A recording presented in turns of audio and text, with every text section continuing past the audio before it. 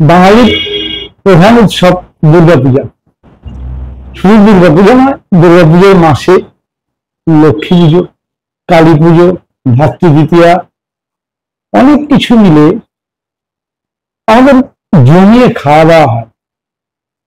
সঙ্গে street food, pizza, burger, fast food, বিভিন্ন রকম জাঙ্ক ফুড। আচ্ছা, আমরা এখন বোধহয় সবাই জানি যে এগুলো আমাদের স্বাস্থ্যের জন্য ক্ষতিকর, কিন্তু আপনি কি একবারে ভেবেছেন যে আজকালকার ছোট ছোট বাচ্চারা, যাদের অল্প বয়স, এই সমাজে এত খাবারের সুন্দর গন্ধ, বিভিন্ন কেমিক্যালের টেস্ট, এর থেকে এদেরকে সরানো খুব মুশকিল। তাহলে যখন এদেরকে সরানো যাবে না বা বাচ্চারা খাবেই, আমাদের একটা কিছু ব্যবস্থা বের করা উচিত যে বাচ্চারা খাবে অথচ শরীরে কিছু ক্ষতি হবে না। অবাক লাগছে না? আছে, এরকম বাস্তব আছে।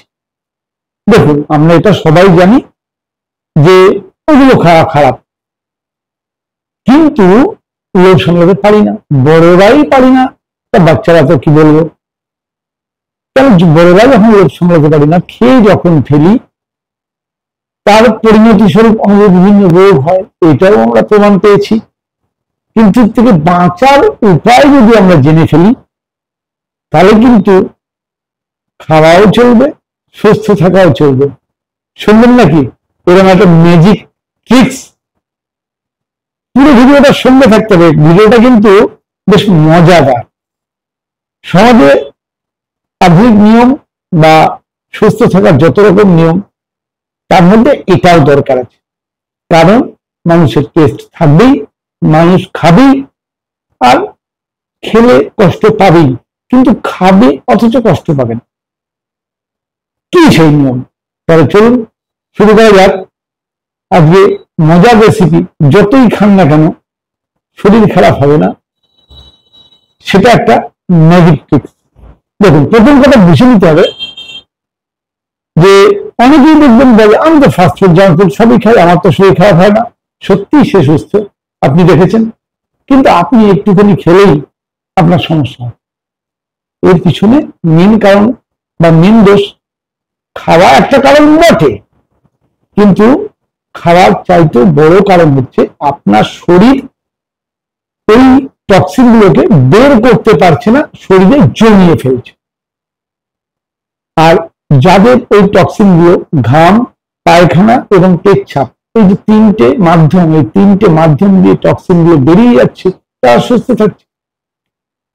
তাহলে যদি আমরা খাবার খাওয়ার সঙ্গে সঙ্গে ওই টক্সিন গুলোকে শরীর থেকে বের করতে পারি, তাহলে আমরা সুস্থ থাকতে পারি। এই ব্যাপারে বিশাল রিসার্চ করেছেন আমার গুরুদেব ডক্টর পিয়ুষ সাক্সেনা। ডক্টর পিয়ুষ সাক্সেনার মত অনুযায়ী খাবারের দোষ নেই, দোষ হচ্ছে আমাদের শরীরে। কারণ আমাদের শরীর সেই খাবারের টক্সিন গুলোকে বের করতে পারছে না।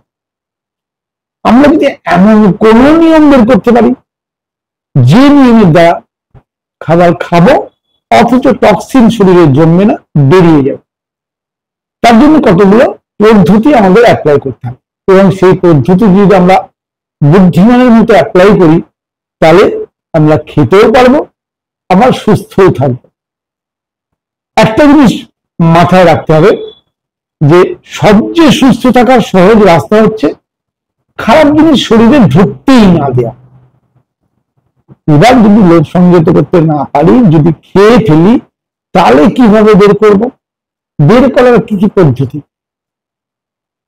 পিয়ুষ সাক্সেনার মত অনুযায়ী বের করার জন্য তিনি ক্লিনজিং থেরাপির কথা বলেছেন। শরীরকে ধুয়ে পুছে পরিষ্কার করা। যেমন ঘরে ময়লা হলে আমরা ঘর ঝাড় দিয়ে বছরে একবার দুবার পুরো ঘর ধুয়ে পুছে সাফ করি। প্রয়োজনে ঘরের জিনিসপত্র বের করে, প্রচন্ড কষ্ট হয়, সারাদিন ধরে পরিশ্রম করতে হয়, পরিশ্রম করে ঘর পরিষ্কার করি। তারপরে রাত্রিবেলা যখন ঘরে ঢুকি, কি সুন্দর লাগে ঘরটা, একটা সুন্দর সুগন্ধ, সুন্দর একটা পরিবেশ, সেই ঘরে বাস করতে মনে আনন্দ হয়। আমাদের শরীরও ঠিক তাই, আমাদের দৈনন্দিন জীবনে নিত্য নৈমিত্তিক যে খাওয়া দাওয়া, সেই খাওয়া দাওয়ার কারণে শরীরে যে টক্সিন জমছে, সেই টক্সিন যদি আমরা বছরে একবার দুবার সঠিকভাবে বের করে দিতে পারি, তাহলে আমরা কিন্তু খুব আনন্দ জীবন কাটাতে পারি।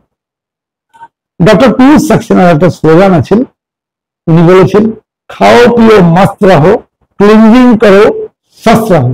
অর্থাৎ আপনি যা খুশি খান, মস্তি করুন, শুধু সময়ে সময়ে শরীরকে পরিষ্কার করুন আর সুস্থ থাকুন। এটা হচ্ছে শ্লোকটির বাংলা মানে। তাহলে নিশ্চয়ই বুঝতে পারলেন যে শরীরকে পরিষ্কার করার একটা বড় দরকারি জিনিস। কখন? বিশেষত এই পুজোর মাসে আমাদের শরীরে যে অত্যাচার হলো, সেই অত্যাচারের ফলস্বরূপ পরবর্তী দিনে কিন্তু এই টক্সিন ওভারলোডের কারণে বড় বড় রোগের সম্ভাবনা থেকেই যাচ্ছে। আয়ুর্বেদ বলছে, খুব সহজ এবং একটা সুন্দর শ্লোক, আয়ুর্বেদ বলছে, সর্বেশানাম রোগানাম নিদানাম কুপিতা মলা। অর্থাৎ সব রকম ধরনের রোগের মূল কারণ যদি আপনি খুঁজেন, তাহলে কুপিত মলের নিদান করুন। অর্থাৎ কুপিত মল অর্থাৎ টক্সিন শরীর থেকে বের করে দিন, সমস্ত ধরনের রোগ থেকে আপনি মুক্তি পাবেন। ঠিক এই কারণেই অনেকের কোলেস্টেরল লেভেল নর্মাল হয়ে যায়, অনেকের প্রেশার নর্মাল হয়ে যায়, অনেকের সুগার নর্মাল হয়ে যায়। তার কারণ কিন্তু শরীরের টক্সিন ওভারলোড কমে যায়। এর জন্যে ক্লিনজিং থেরাপি আমি বলবো, অবশ্যই ক্লিনজিং থেরাপির আগে আরো দুটো জিনিস রয়েছে, সেটা হচ্ছে রেগুলার শরীর চর্চা করা, অর্থাৎ ঘাম বের করা। তো আমি বলেছি যে শরীরকে পরিষ্কার করার তিনটি পথ, এক হচ্ছে ঘাম, দুই হচ্ছে পায়খানার রাস্তা, তিন হচ্ছে প্রস্রাবের রাস্তা। এই তিনটে পদ্ধতি। তাহলে এমন কিছু আমি সারাদিনে করবো যাতে আমার একটু ঘাম, তাহলে শরীর টক্সিন ফ্রি হওয়ার এটা একটা রাস্তা হিসেবে ব্যবহার করে। দ্বিতীয় কিছু এমন করবো যে আমার ইন্টেস্টাইনাল ট্র্যাক্ট, অর্থাৎ মুখগহ্বর থেকে পায়ু দ্বার পর্যন্ত টোটাল রাস্তাটা ধুয়ে পুছে সাফ করা। আয়ুর্বেদে এই ব্যাপারে বলা ছিল শঙ্খ প্রক্ষালনের কথা। শঙ্খ প্রক্ষালন করলে গোটা শরীর ধুয়ে পুছে সাফ হয়। কিন্তু শঙ্খ প্রক্ষালনের কতগুলো অসুবিধা আছে, যেমন কারণ গাইডেন্স ছাড়া করা যায় না, অনেকক্ষণ ধরে শরীর চর্চা করতে হয়, সেই শরীর চর্চার পরিশ্রম অল্পতে আমরা হাঁপিয়ে গিয়ে ছেড়ে দিই, নিরাশ হয়ে যাই। আজকাল সঠিক গাইডও পাওয়া যায় না, কারণ পায়খানা দেখছেন ব্যাপার, তো ওটা কেউ নিজের দায়িত্ব রাখতে চায় না। তাহলে হসপিটাল, নার্সিং এরকম ধরনের একটা ব্যবস্থার মধ্যে ভর্তি থাকার ব্যাপার, সেখানে অনেক পয়সা খরচের ব্যাপার। সেখান থেকে ডক্টর পিয়ুষ সাক্সেনা বের করেছেন লিভার ক্লিনজিং। শুধু ইপসাম সল্ট আর এক্সট্রা ভার্জিন অলিভ অয়েল, অবশ্যই দুটোই ইম্পোর্টেড, ইন্ডিয়ান, এই দুটো ইন্ডিয়া প্রোডাকশন হয় না, ইন্ডিয়া বাইরে থেকে ইম্পোর্ট করে। এই ইম্পোর্টেড দুটো আইটেমকে দিয়ে উনি লিভার ক্লিনজিং করান। লিভার ক্লিনজিং সম্পূর্ণ নিরাপদ, কষ্টবিহীন। যারা করেছেন তারাই জানেন কিরম মজা। পুজোতে যারা শরীরে অত্যাচার করেছেন, খাওয়া দাওয়া করে তৃপ্তি পেয়েছেন, কিন্তু বুদ্ধিমানের কাজ হচ্ছে যা টক্সিন, আপনি জানেন টক্সিন ঢুকেছে, সেই টক্সিনটাকে শরীর থেকে বার করুন। বার করার সহজ পদ্ধতি লিভার ক্লিনজিং। আর এটা হলো ইন্টেস্টাইনাল ট্র্যাক্ট। আর ইউরিনারি ট্র্যাক্টকে ধোয়ার জন্য কর্ন সিল্ক, ভুট্টার চুল, ভুট্টার মাথায় যে পাকা চুলটা থাকে, লাল রঙের চুলটা, সেই লাল চুল সংগ্রহ করুন। সেটা নির্যাস খেয়ে, মানে কাড়া খেয়ে রক্তকে ধুতে হয়, কিডনিকে ধুতে হয়। পিয়ুষ সাক্সেনার এটা আবিষ্কার, উনি বলছেন কিডনি ক্লিনজিং, অর্থাৎ ইউরিনারি ট্র্যাক্টকে ধুয়ে পরিষ্কার করা। তাহলে ডাইজেস্টিভ ট্র্যাক্ট, ইউরিনারি ট্র্যাক্ট যদি ধুয়ে যায়, আর আমরা যদি রোজ একটু শরীর চর্চা করি, অর্থাৎ ফিজিক্যাল এক্সারসাইজ করি, ব্যায়াম করি, প্রাণায়াম করি, আসন করি, একটু যদি ঘাম হয়, তাহলে কিন্তু পুজোর এই আনন্দ পরের বছরে আনন্দের জন্য অপেক্ষা করবো। কিন্তু যদি আমি পুজোতে এই আনন্দ করে আমি যদি কুড়েমি করে ঘরে বসে থাকি, শরীরে বীজ যদি বের না করি, তাহলে পরের বছর পুজোতে আদৌ এই আনন্দ করতে পারবো কিনা সেটা নিয়ে কিন্তু সন্দেহ থেকেই যায়। আজকে ছিল এটাই বিষয়। যারা লিভার ক্লিনজিং আগে করেছেন তারা জানেন তার কি বেনিফিট।